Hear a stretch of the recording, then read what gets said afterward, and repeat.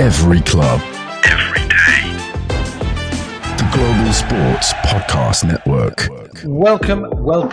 Every club. Every day. The Global Sports Podcast Network. Right. Every club. Every day. What's going on there? Anyway, you will have picked up by now, every club, every day, it's Global Sports Podcast Network. And this is That's Saturday Feeling, version 17. So you think after 17 we might have got the intro right, but there you go. There's always something to surprise you. So this is your leisurely cruise through all things soccer, football, and your captain as we navigate our way through the tributaries and meanderings of the great river that is football, is myself, Ken Davies, and the captain of the ship, the terror of the open seas, the person up the creek without a paddle, the old pirate himself. It's Nicky the Pirate Britten. How you doing? You'd been a good pirate, All right. Nick. I had a horrible moment. You're going to introduce me as your first boy there for a moment, so I'll settle for the pirate. Thank you very much. You are a bit of a pirate. So anyway, talking about pirate. Well, no, we're not really talking about pirates, but there I was last night watching the football, Derby County against whoever they were playing, Preston. It was Preston, wasn't it? Shocking game. One of the worst games of football I think I've ever experienced in my life. The first half literally made me question some of the choices I've made in my life that led me to this point. And then it all changed in the second half, and Derby have won 4 out of 4. They lost 1 million out of 1 million halfway through this season. Now they've won 4 out of 4. Looks like they're going to get out of trouble. Yes, as they say in the famous Bill and Ted's Amazing Adventure, strange things are afoot at Circle K. Because I'll tell you something, strange things are afoot at Pride Park. What is going on?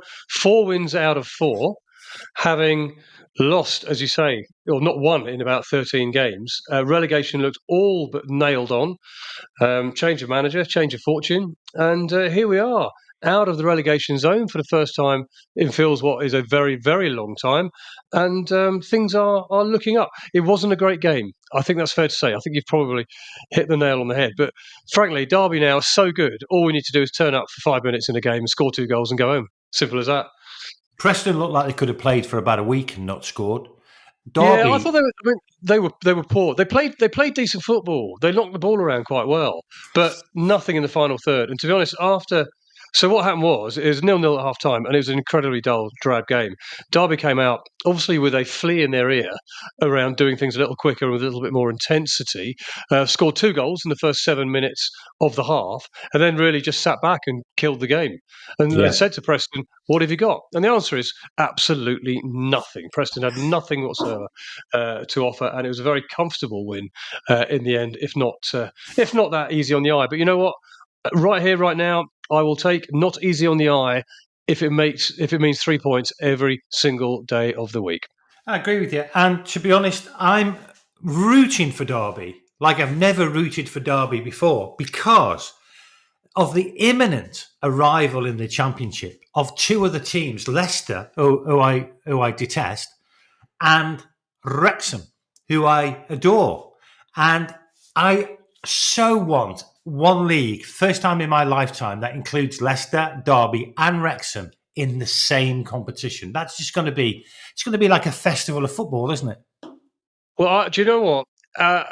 99.9% of me, obviously, as a lifelong Derby County supporter and a season ticket holder for far, far, far too many years, want Derby to stay up and remain in the Championship. However, 0.1 of me cannot face the prospect of your smug, insufferable face if Wrexham get promoted, come to Pride Park and win, which they inevitably will.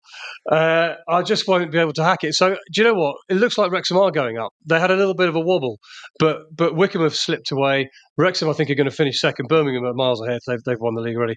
And if and when Wrexham do go up, the Derby do stay up, there'll be part of me wishing, I really wish they hadn't, because you are going to be such a pain in the backside next season. Well, it depends how we do, of course. I'm thinking it will be a hard transition for us, but I have to say, watching Derby Preston last night, I was thinking we could live with this standard. Well, to be honest, me and you could live with that standard. So Wrexham would definitely be okay. I think from what I've seen of the Championship, I've seen a bit of it. We're a mid-table team, Wrexham, today. And I suspect if they spend some money, they could be better than that. But, let's get ourselves there. Wickham have got a really tough run in. They've got, I think, the teams in 5th, 6th and 7th away. We've got an easier run in. We're 3 points ahead of them. They've just dropped off. You beat Wickham not long ago, and that was the absolute key. That was a sliding doors moment of the season for you, I think.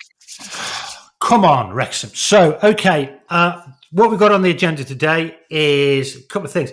Want to talk about overrated players. Something in my mind triggered last week, and I want to see your most overrated player, Nick. I'm going to talk about my overrated players. One of the things we also want to talk about is World Cup qualification. It's kind of going under people's radars, but it's not very far away now. It's just over a year to the World Cup, and it's going to be a completely different World Cup. And me and Nick do another podcast called Road to World Cup 26, which now we're just releasing episode 5. It's an amazingly fascinating journey through all the tributaries of world football. But it's going to be a very different World Cup, and there's a lot happening already. Qualifications taking place. There are teams already qualified. We're going to be talking about that. Nick's got a rant. I've got a rant. We've got to do predictions as well. And so there's a lot to get through. So first things first, overrated footballers. Nick, if there was one particular footballer you think doesn't justify his position in everybody's accolades, who would it be? Well, we went for one kind of UK player and one global player. So I've gone for a global player in my massively overrated. And I've got to say, a player who absolutely winds me up every single time I see him play. I cannot stand him. I don't get the fuss. I don't get the adulation. I don't get the glory. And that player is Neymar. Now, Neymar is a pain in the backside. He fancies himself around a pitch. He's flitting around here or there. If you so much look at him from 30 yards, he screams like a girl, rolls around on the ground, clutching every bit of his body, claiming this, that, and the other. He dives. He's not actually very good in terms of that really elite level that we all expected him to be. So look, but he is a very good player. Let's get this straight. He's a really good player. He get his club team, wouldn't he? Let's be honest. Yeah, 294 goals in 498 games tells you how good he is.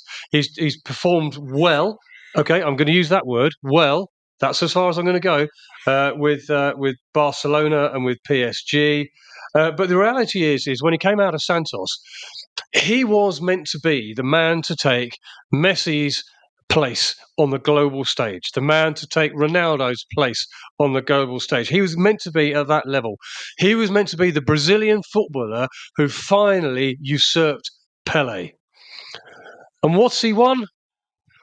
Not very much is the answer to that. So he's good enough to have made it at a really, really high level club-wise, but at that really, really elite level as a player to absolutely dominate the game. A player who, by the way, has had 400 million euros spent on him in transfers fees. So that's what, $440 million in the US, 340 million pounds here in the UK. And he just hasn't lived up to the hype. It's as simple as that. And it's not only that and I think the thing that annoys me, why I think he's massively overrated, is because he looks like he should be good. I think we all know he's got it in him. But he spends too much time on Instagram and doing fancy little posts and this, that, and other on social media. He spends too much time diving around pretending he's been shot. Yeah, what does he want at PSG? Well, he's won a load of domestic titles. Ken, I could play for PSG and win a load of domestic titles. Yeah, I could. Because anybody who plays for PSG is going to win the league and is going to win the domestic cups. That's not a measure of success, is it?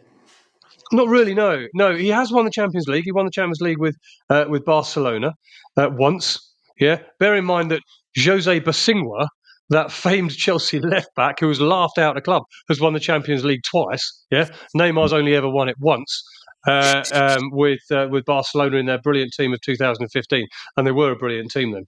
And that's it. He's won nothing with Brazil. He was laughed out of Qatar. by the way, along with the Brazilian teammates who spent most of the time dancing and not enough time playing football. And he's now playing in Saudi Pro League. So good Well, luck there to you him go, in the Saudi Pro Neymar. League. That's But yeah, put the kibosh in his career. player in the world. Yeah, most overrated player in the world, in my book, Neymar. All right, I'll second that.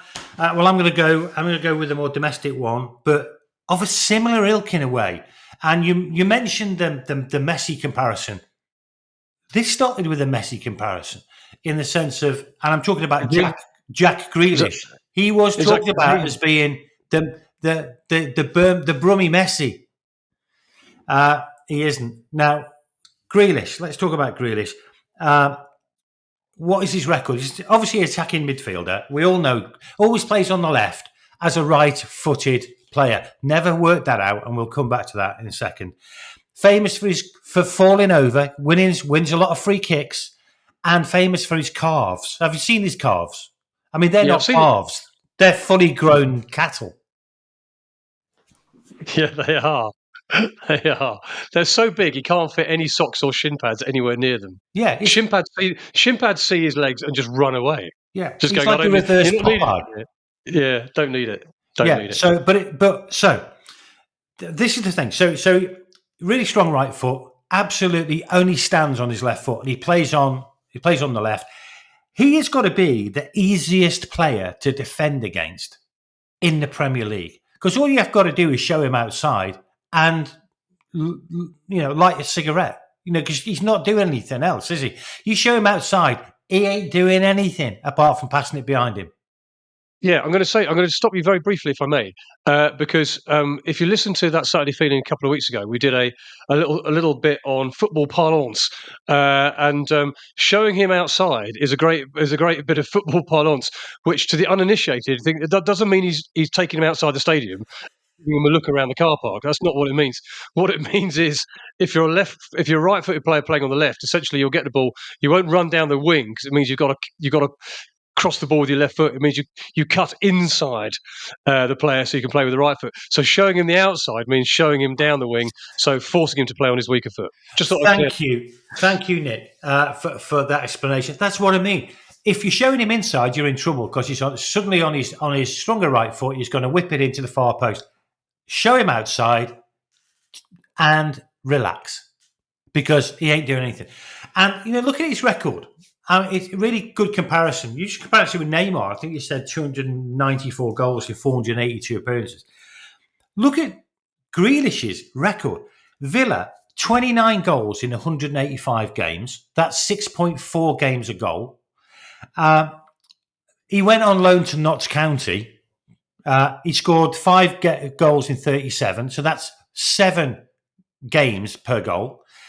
Man City, he's appeared 91 times, 12 goals, 7.6 games per goal. So for a player of Grealish's capability, if he played for a whole 38-game season, he gets 5 goals.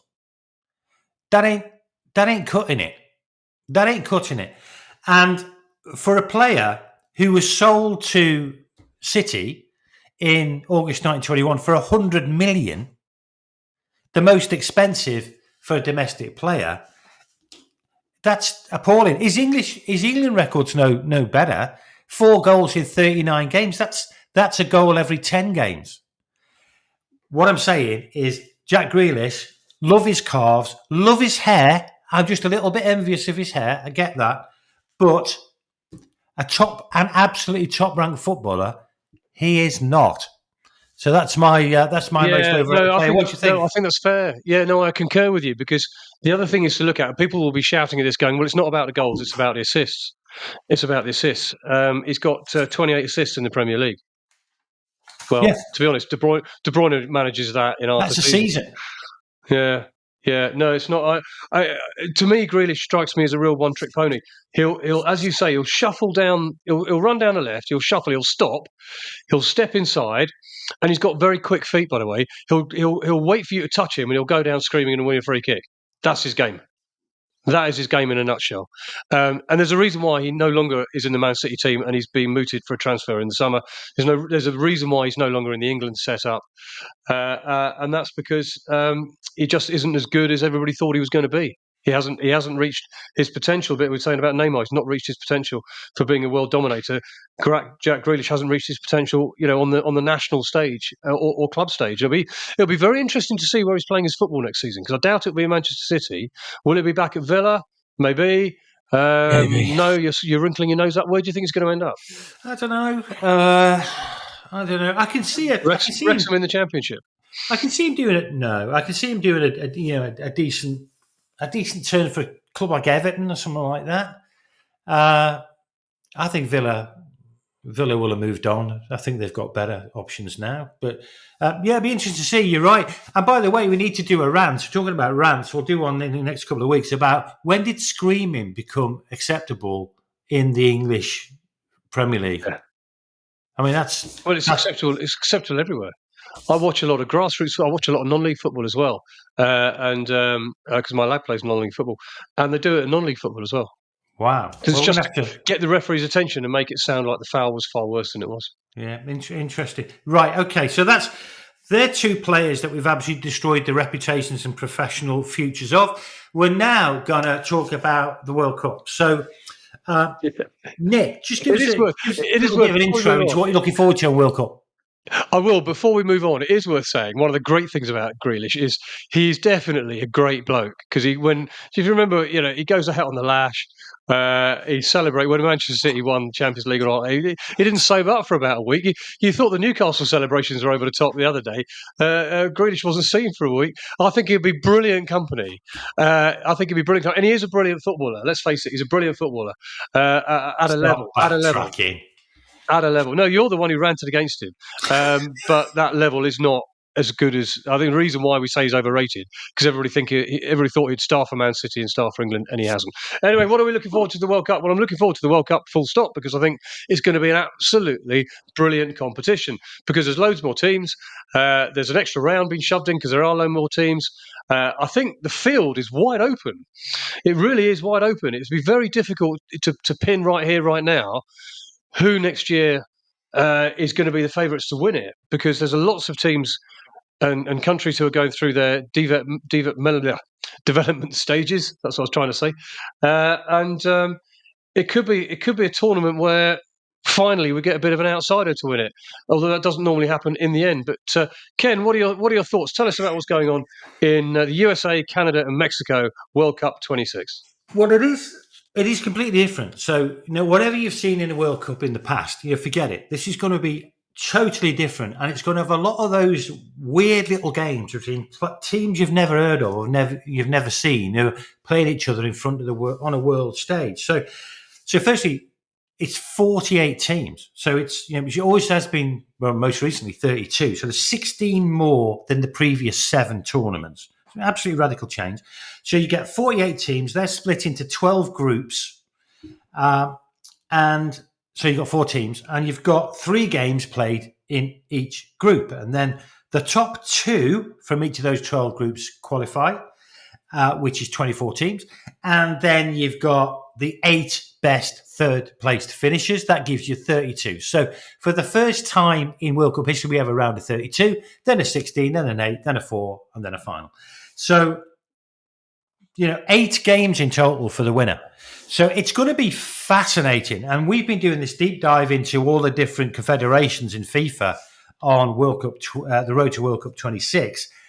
There's some teams there that are really going to startle a few people. It's going to be an absolute festival of football. I'm really, really looking forward to seeing these teams that we wouldn't normally get to see.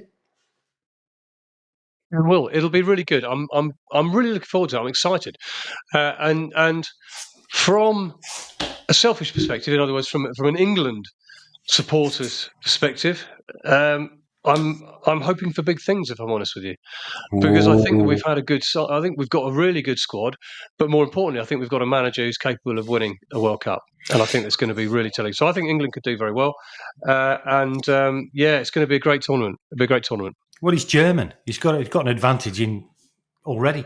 So this podcast, That Saturday Feeling, is part of Global Sports Podcast Network. You'll be very familiar with that now. And here at Global Sports Podcast Network, we spent a lot of time selecting our delivery platform. The qualification process, not as complicated as some of the World Cup ones, believe me. Zencastr came out the clear winner. 4K video recording from your phone, AI editing that automatically removes all the kinds of glitches that happen. There's one there for you, little glitch. And it's super easy to start a podcast that sounds great and is delivered efficiently.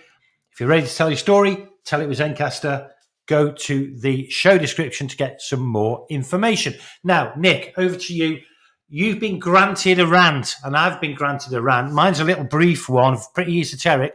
What's your ranty thing? I feel like most of this podcast has been a rant this week, to be honest. But here we are. Right, my rant this week is something that started cropping up with Arsenal fans maybe a few years ago. That's when I first started hearing it. And I would scratch my head and I wouldn't understand why. But I've heard it a few times this season in the Premier League. Supporters of clubs who are chasing Champions League places. And obviously being in the Champions League in the Premier League is massive because of the financial implications, because of the ability to attract better players, and the general growth and development of the club. But these same fans and these same clubs are also in with a really good chance of winning a trophy, so winning the League Cup or winning the FA Cup. And what really, really gets my goat and really grinds my gears here is supporters of clubs who say, I'd rather finish fifth in the Premier League and qualify for the Champions League than win a trophy. What utter garbage. Now, the only possible reasoning amongst that might be Liverpool fans who finish or Man City fans who are always guaranteed to finish the top one or two, except this season with Man City, but who are pretty much guaranteed to finish in the Premier in the Champions League places anyway. They should be wanting trophies. They shouldn't be prioritising any of this. Arsenal supporters, who we hear a lot of, oh yeah, it's really important to finish in the top 2 or 3, qualify for the Champions League. They haven't won anything. They haven't won anything. They're never going to win the Champions League. So go after the FA Cup. Go after the League Cup. Look at the effect the League Cup has had on Newcastle, a team that's not won anything for 70, 80 years. Look at the effect it's had on the club and the city. Finish 4th in the Premier League and qualify for the Champions League. Well done, whoopity-doo, because you're going out in the group stages anyway. Well, there aren't any group stages now, but you'll be going out in the league. You're not going to win it. So fans who think it's better to qualify for the Champions League because of the finance and because of the overall growth, and we'd rather do that than win a trophy, what are you on?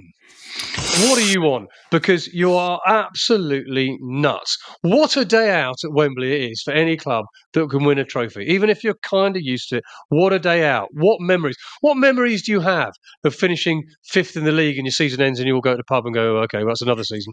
What is there? Oh, yeah, you get to see FC Bruges and get knocked out by them next season. Great. Whoopie-doo, congratulations. So if you have the chance to win a major domestic trophy like the FA Cup or even the League Cup, take it, go with it, because you'll create memories for a lifetime, far more than you'll ever create by finishing 4th or 5th in the Premier League. Well said. Second that one. It is a bit depressing that people think like that. If you're not in it to win it, don't be in it. At the end of the day, it is as you say. What's really interesting actually is that that does call into question the strategies of quite a few top clubs who you can tell the managers and the senior directors of the club do prioritise not winning over winning, which is a weird perspective on life, isn't it? It is a bit strange. And I kind of have sympathy for chairmen whose thought process is this, because for them it is all about the money. It is, but for supporters, it's not all about the money because they've got no input. They can't influence any of this at any level whatsoever, other than perhaps buying season tickets or not. So go for the glory, go for the win, go for the cups, and create some great memories. Fantastic, yeah, 100% agree with this. Now, this is my rant, Nick. This is quite esoteric. It is something that is quite personal to me, but I know you've been in the media. It might be something that resonates with you. But it really does as you say, grind my gears. And it's a time of season where I'm hearing it more and more, and it just does my noggin in, if I can put it that way. And that is this. It is the use or the misuse of the word can when people actually mean the word will. I'll give you an example. In fact, I'll give you 3 examples that I heard this week. Okay, on media, on proper media. Okay, do you think Derby can stay up? Question. Do you think Sheffield United can overtake Leeds? Question. Do you think Wrexham can get 90 points this season? Question. Well, it's not can they stay up, can they overtake Leeds, can they get 90 points? Because can means, is there a mathematical possibility that can happen? It's a binary thing in the sense of until it's mathematically impossible, the answer to a can question must be yes. It's just logical. So unless it's mathematically impossible, do you think Wrexham can get 90 points? Well, yes, because it's mathematically possible. Do you think Derby can stay up? Well, yes, because it's mathematically possible. So the use of can in that question is absolutely redundant and absolutely the wrong word to use. But it's used everywhere in football. Everywhere you'll have can. Now, substitute that for the word will. And then you get these questions. Do you think Derby will stay up? Do you think Sheffield United will overtake Leeds? Do you think Wrexham will get 90 points? And now there's a question worth thinking about. Because will means, in your estimation, do you think on the balance of probability that they shall? Not can they, because they obviously can unless it's mathematically impossible. Right, I've got it off my chest. That I feel that it's been therapy. That has been proper therapy because that drives me nuts. Well, thank you, Mr. Chips, for that lesson in English. If you learn nothing else from this podcast, ladies and gentlemen, you now know the difference between can and will. And I think, listen, you're right. I know, and I can understand because I know you so well. I can understand the way your brain works. That would annoy you. I get that. I get that completely. I don't think anybody else would be too bothered. But but you are right. You are right. And what's more, we should start calling people out on this. Yeah, absolutely. We will start. Not we can. We will start doing that. There you go. So well done, Ken. You go to top of the class, mate. Have yourself an apple. You've done a great job. Right. Okay. Right. 27 minutes. You've got some prediction to do. But remember, Global Sports Podcast Network's partnered with Bioniq, the world's most personalised supplements, because your body, and we're all looking at Nick at this point, is unique. Because without knowing what deficiencies you've got, taking off the shelf supplements mean that you're not getting enough of the nutrients you need. You may be getting too much of the ones you don't. So Bioniq provide 100% tailor-made supplements designed to deliver exactly, precisely, no can, no will, no ifs, no buts, what your body needs. Click on the link to show notes. Use the code GSPN 2025 for your discount. And Bob's your auntie, as they say. Right, I think that's what they say these days, isn't it? Yeah, but that's not linked to the supplements in any way, by the way. Just some kind of disclaimer here. The supplements from Bioniq are there. They're brilliant. They are really good. They are there to... The idea behind it is absolutely genius, to be fair.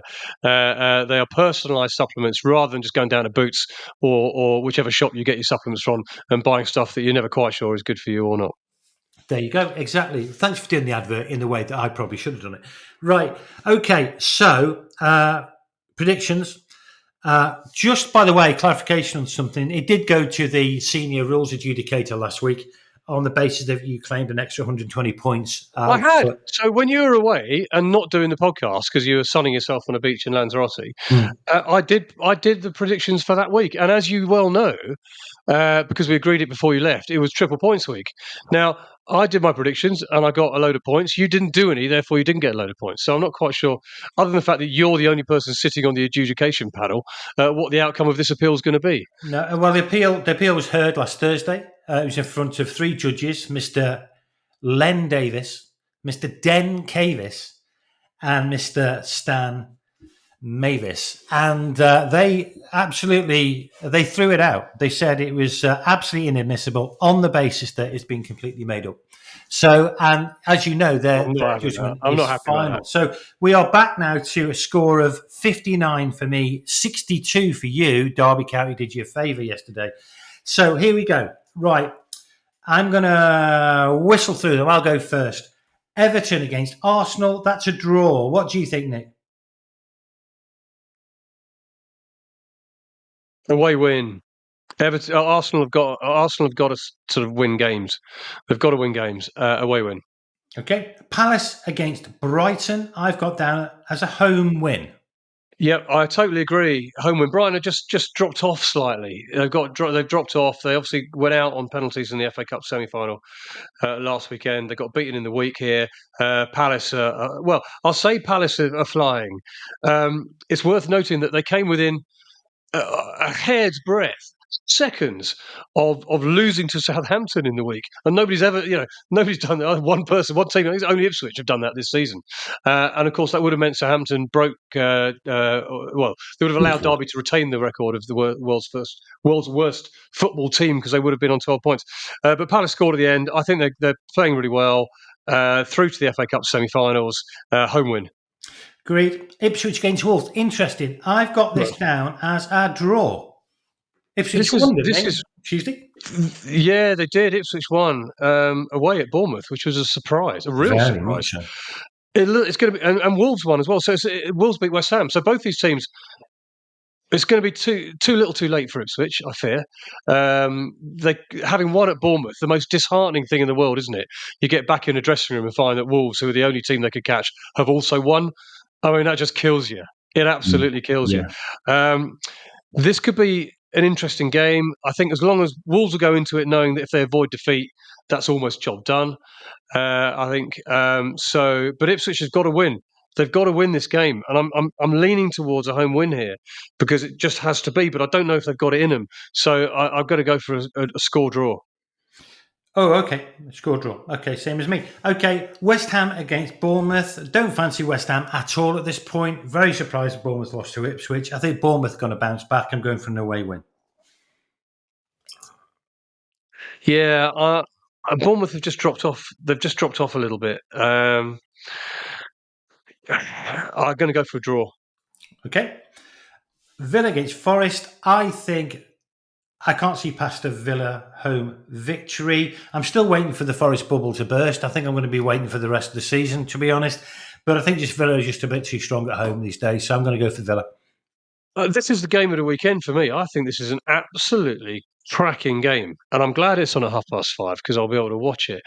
It's good. Two really, really good sides. I disagree with you. Actually, I think Forest are so good at the moment, and their away form this season has generally been excellent. They've got huge momentum, and as we know, football momentum is everything. I think they'll get a point out of it at the very least. They might even win it, but I'm going to go for a draw. Okay, Brentford against Chelsea. Brentford home, I fancy. So home win for Brentford. Chelsea. After really being a great team for the first half of the season, they've been a pretty ordinary team for the second half. They have, but they picked up. They're sitting in fourth place still, 1 point ahead of Man City in fifth. Brentford's season's just gone flat. It's just gone flat, and I quite fancy Chelsea here to get something out of the game. Are they going to be good enough to win it? I don't know. There seems to be lots of draws on my predictions league this week. There is. But I think I think a draw's the outcome there. Okay. I don't think either team. I think an away win, if anything. So can I get half a point if it's an away win and a full point if it's a draw? No.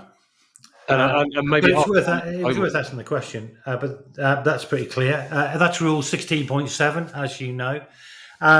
Fulham against Liverpool. Saw the Liverpool-Everton game yesterday, a chunk of it. Wasn't very impressed with Yeah, Liverpool. I thought Everton played you well. know, today. Today's Friday, Ken. You keep referring to everything as yesterday. So all these games we're talking about were on Wednesday, which is 2 days ago. Just you're so busy worrying about cans and wills that Yeah, you've you're forgotten right. you've You're forgotten what right. you've forgotten what day it is. The game was Wednesday. But I wasn't very impressed. Do I think it's very hard to see past a Liverpool victory? But I'm going to go for a draw in that one. I like Fulham at home, even though they had a couple of wobbles recently. They have had a couple of wobbles. They were really poor against Palace in the FA Cup quarter It was final on horrible. Saturday. They really were. Palace won that very convincingly, and then they've lost in the week as well. 2-1. All right, it's away at Arsenal, but they've still lost. Yeah, to me, it's a Liverpool win all day long. Yeah, I've probably given you a free hit on that one. Spurs v Southampton. You know what? I suppose I've got to go for a home win there, because you usually would never back anything from Southampton. But wouldn't be surprised if Southampton go 1-0 up in this and they're hanging on, and Spurs end up winning 2-1 late on in the second half. But I've gone for a home win. There's a lot of controversy, or not controversy is the wrong phrase, but a lot of criticism of Ange Postecoglou and what happened last night, which was Thursday night, by the way, when Tottenham went to Chelsea and they lost. And I think there was a little bit of contretemps, if you like, between Ange and the fans. They were booing his decisions on substitutions and things like that. Tottenham are now officially kind of the worst Tottenham team in Premier League history, given the fact at no stage at any Premier League season had they lost 16 games. Well, they've lost 16 games now. But you know what? If you're down on your luck, if you're playing poorly, if you're losing games, if your manager's getting abuse, what do you want? Well, you want Southampton to roll into town, really, don't you? Because you're pretty much guaranteed 3 points, and I think that's exactly what it'll be. So home win. Yeah, it's a great get right fixture for Spurs. Here's maybe the big one. Is it the big one? A Man U against Man City? No, I don't think it is. I don't think it is a big one. Used to be. Used to be, didn't it? No, give me Villa v Forest any day over Man United v Man City. So if I'm going to go first, Man United, Man City, I'm going to go away win. I think City are going to be away. I totally agree. Away win. And finally, again, looks like it should be straightforward. Leicester, Newcastle. We've made a lot of money on these predictions betting against Leicester for about the last 20 weeks. So, and we've already done 17 episodes. So, I would say, obviously, a very obvious away win. Isaac scoring 12. Yeah, it's easy to see how Leicester can get a point out of this.